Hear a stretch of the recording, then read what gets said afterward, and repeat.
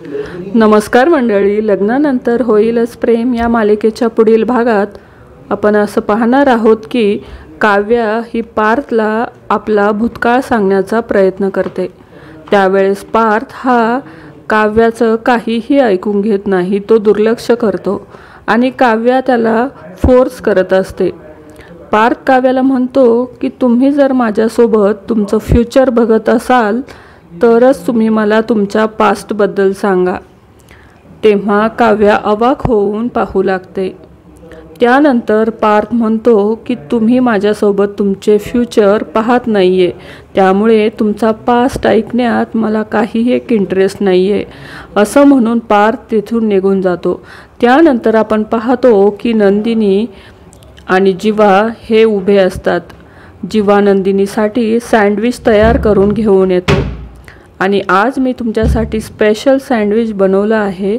त्यावर नंदिनी म्हणते की मी आजच्या दिवशी असं काही खात नाही। त्यानंतर जीवा म्हणतो की काही हरकत नाही, तुम्हाला जे आवडतं ना ते मी इतक्यात बनवून आणील, तुम्हाला काय आवडते ते सांगा। तर नंदिनी त्याला म्हणते की मला काहीही आवडेल, फक्त तुम्ही ते बनवलेलं नसेल ते मला आवडेल। तेव्हा जीवाला हे ऐकून खूपच वाईट वाटतं।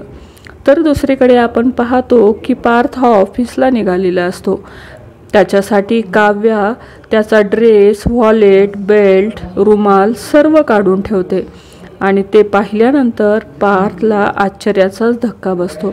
पार्थ हा काव्याला विचारतो की हे कोणी केलंय? तेव्हा काव्या म्हणते की हे मीच सर्व काढून ठेवलं आहे।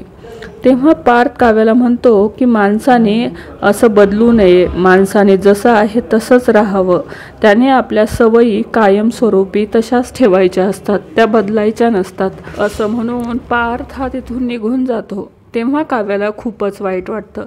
तर मंडळी, येणाऱ्या भागात काव्या पार्थला आणि जीवा नंदिनीला मनवू शकेल का हे पाहणं अतिशय रंजक असणार आहे आणि पार्थ काव्याला माफ करेल का हे देखील पाहणं अतिशय महत्त्वाचं असणार आहे। तर मंडळी, लग्नानंतर होईलच प्रेम या मालिकेच्या पुढील भागात नवनवीन एपिसोड पाहण्यासाठी आपल्या चॅनलला नक्की सबस्क्राईब करा। धन्यवाद।